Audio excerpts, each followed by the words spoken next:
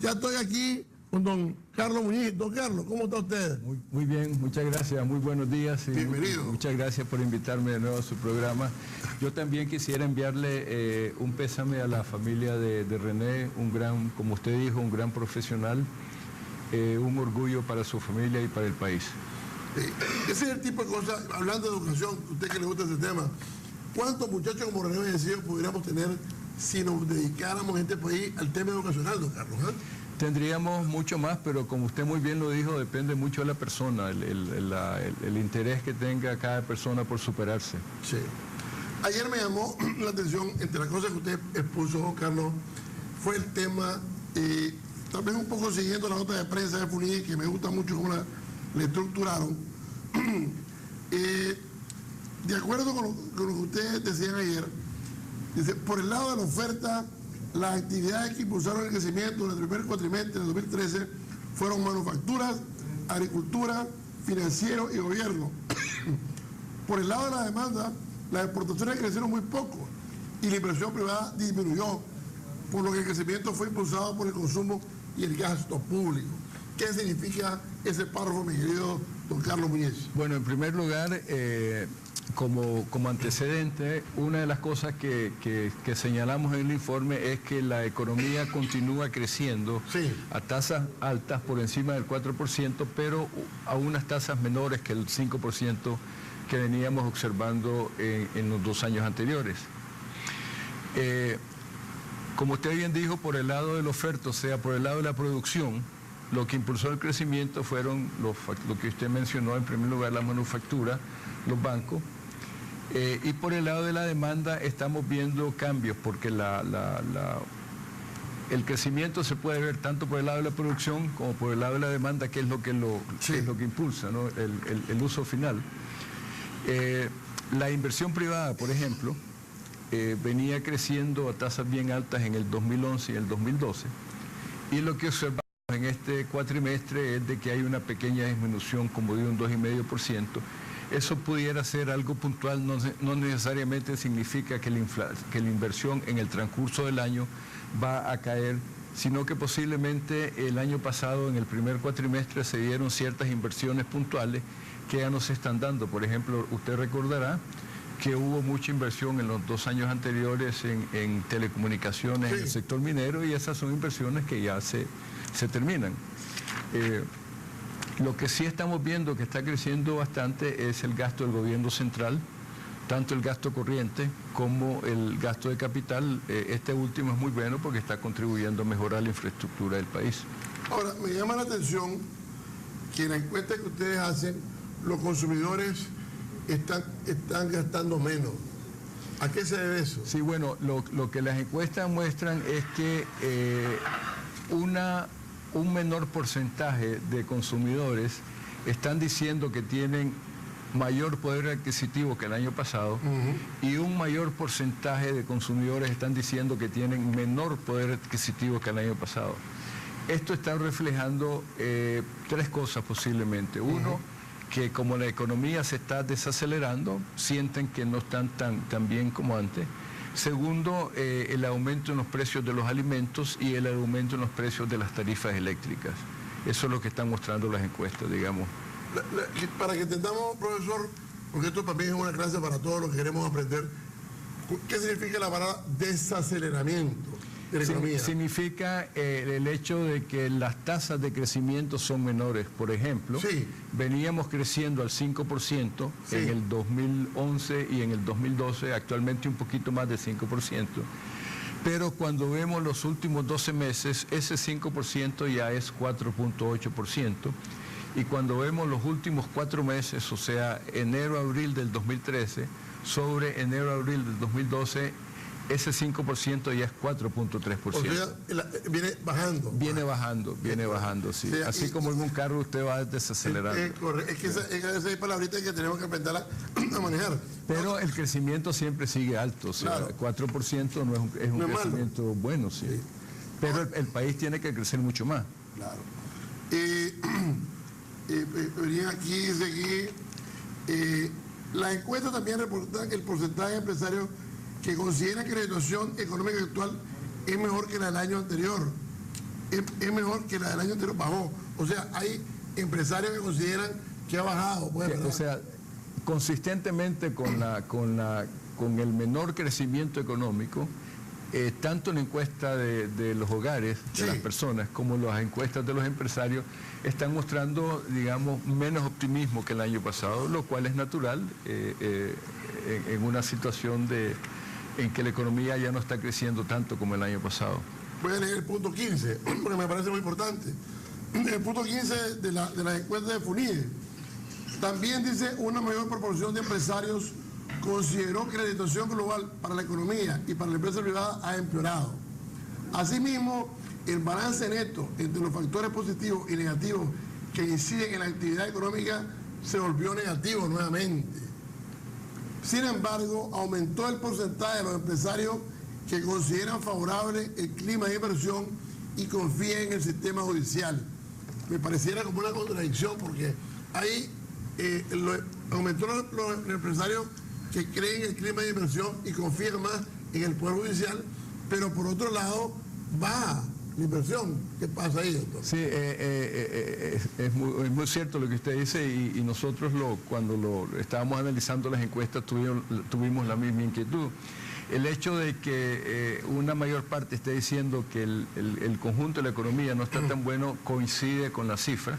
Por otra parte, a una mayor proporción de los empresarios cree que el clima de inversión es positivo. De hecho, el 51% de los empresarios ahora opina que en términos netos, sí, que el clima de inversión, eso pudiera ser un reflejo de que como la inversión creció tanto en los 2 años anteriores, están percibiendo que el clima ha mejorado. También puede reflejar los esfuerzos que está haciendo el gobierno a través de ProNicaragua de atraer inversión extranjera privada. Por otra parte, también las encuestas están mostrando que el grado de desconfianza en el sistema judicial ha disminuido. Siempre hay un alto grado, o sea, un 30% o algo de los empresarios en términos... Pero viene disminuyendo. Pero viene disminuyendo, sí. Esto también me llama la atención y quisiera que me lo explicara un poco, porque dice, en su informe FUNIES considera que las reservas internacionales del Banco Central se mantienen a niveles adecuados. Hasta ahí vamos bien. Sin embargo, dice, el numerario billete y moneda en manos del público, que es la principal fuente de recursos autónomos del Banco Central, continúa estancado en términos reales, lo que limita su capacidad de emitir crédito sin perder reserva. ¿Cómo nos podría explicar de una forma más sencilla? Sí. Primero, como usted dijo, el nivel de reservas continúa adecuado, en el sentido de que las reservas del Banco Central exceden el 150% de la base monetaria y el 60% de los depósitos del público. Esto significa que si hubiese algún problema de liquidez, si el público deseara retirar, no estamos diciendo que lo va a hacer, sino porque las reservas es como algo que uno tiene por precaución para afrontar problemas. Si se dieran esas circunstancias, el Banco Central tiene suficientes reservas para afrontar cualquier situación crítica.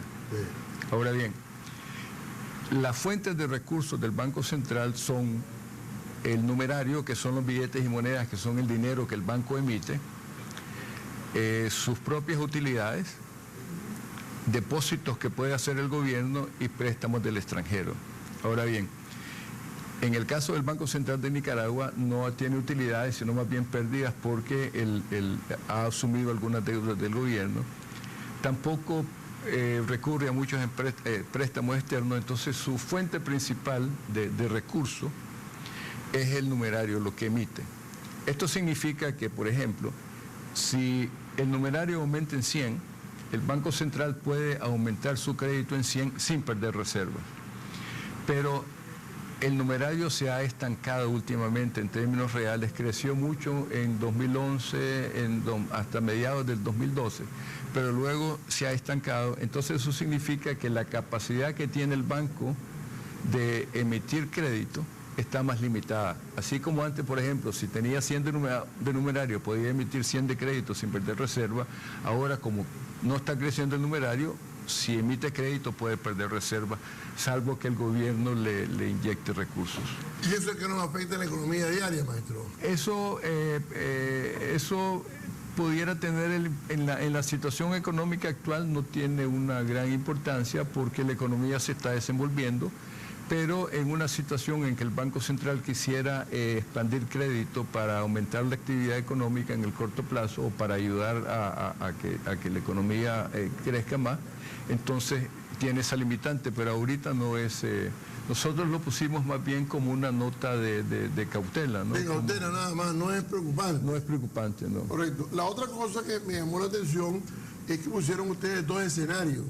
Sí. Me gustaría que los plantearan los dos escenarios a futuro. Sí, nosotros en la parte de crecimiento tenemos en primer lugar un escenario base, que es básicamente una continuación de las tendencias actuales, o sea, si todo sigue más o menos al ritmo actual, tomando en cuenta cómo está la situación internacional, cómo está comportándose la inversión, cómo se está comportando el consumo, cómo van las exportaciones. Entonces, bajo ese escenario, estamos observando un crecimiento de alrededor de un 4% para este año, para el próximo, y un 4.5% para el 2015. Un promedio algo así como de 4.2% para el periodo de 3 años. Ahora bien, este escenario base está sujeto a una serie de riesgos, tanto internos como externos. Por ejemplo, a nivel externo tenemos el hecho de que la economía internacional está bien débil, está en una situación de volatilidad y es posible que las exportaciones todavía crezcan un poco menos de lo que están creciendo. Ya la tasa de crecimiento ha bajado mucho ya, pero es posible que todavía baje un poco más. También es posible que la ayuda venezolana comience a disminuir a partir del 2014. Entonces tenemos un escenario que incorpora una menor tasa de crecimiento de Estados Unidos como un indicador de la situación económica internacional, que incorpora un menor crecimiento de exportaciones y que incorpora una baja gradual de la ayuda venezolana. Esto únicamente para ilustrar a la población y al sector privado qué es lo que puede pasar. Sí. Entonces, en ese escenario estamos más bien viendo un crecimiento del orden de un 3% para este año y los próximos. O sea, en vez de una base de 4.2, estamos viendo una base de 2.83. Lo cual es grave. Lo cual, por supuesto, porque implica menor crecimiento de empleo y menor reducción de la pobreza. A la vez, porque hay que ver las cosas, el riesgo hacia abajo, pero también las oportunidades, presentamos un escenario de oportunidades, que le llamamos de oportunidades, donde la inversión privada se recupera y más bien supera los niveles que habíamos proyectado antes. Entonces estamos hablando de una inversión privada que crece un 15% en el 2013 y un 20%, perdón, el 2014 y un 20% en el 2015. Y en ese escenario la tasa de crecimiento se eleva a 4,5% el próximo año y a 5,5% en el 2015 para un promedio de 4.7%. Eso se podría dar si se continúa mejorando el clima de inversión, si hay mejoras en el clima de inversión, o si comienzan a ejecutarse algunos de los proyectos grandes como Tumarín, por ejemplo. Correcto. Antes de entrar a esos tres megaproyectos de Tumarín, que nunca comenzó, desde hace 3 años estamos escuchando que Tumarín va y nunca fue. Ayer usted decía, profesor, en su conferencia, y me llamó la atención, que China tiene un 7.3 de desaceleración, si no me equivoco. Esa fue la cifra exacta porque la apunté. Sí. Y usted dijo, ya quisiéramos nosotros, ¿verdad? Eso afecta a Estados Unidos y obviamente afecta a Nicaragua. Claro, sí. ¿Esa tendencia de China continúa, doctor? Sí, bueno, el último informe que sacó el Fondo Monetario hace, qué sé yo, una semana o algo así, básicamente destaca 2 cosas. Primero, la lenta recuperación de las economías avanzadas, que sé yo, Estados Unidos, por ejemplo, creciendo apenas 1% este año, 1.7%, ¿no? Sí. Europa en recesión. Y también señala que las economías avanzadas, que las economías emergentes, por ejemplo, China, India, Brasil, el crecimiento se está desacelerando, o sea, tasas de crecimiento menores. Y en el caso de China, por ejemplo, ayer apareció la noticia de que el crecimiento está bajando al 7,5%, y a mí me pareció como... es que se ríe igualito que ahorita, pues. Si nosotros no estuviéramos desacelerando al 7,5%, sería una maravilla. Lo que pasa es que China pues estaba creciendo a tasas de 9-10%. Claro. Que en realidad no son tasas sostenibles, pues, o sea, tarde o temprano hay un proceso natural de que las economías tienen que converger, ¿no? Sí. Pero sí llama la atención cómo eso en realidad ha preocupado mucho porque, por ejemplo, tiene un impacto en los países asiáticos. Correcto. Y tiene mucho impacto también en los países de América del Sur, pues, países que dependen mucho del comercio con China. A nosotros nos golpea indirectamente vía el impacto que pueda tener en la economía mundial y de Estados Unidos, pero para esos países es un impacto directo. Para terminar, ayer no sabía, uno aprende todos los días, ¿no?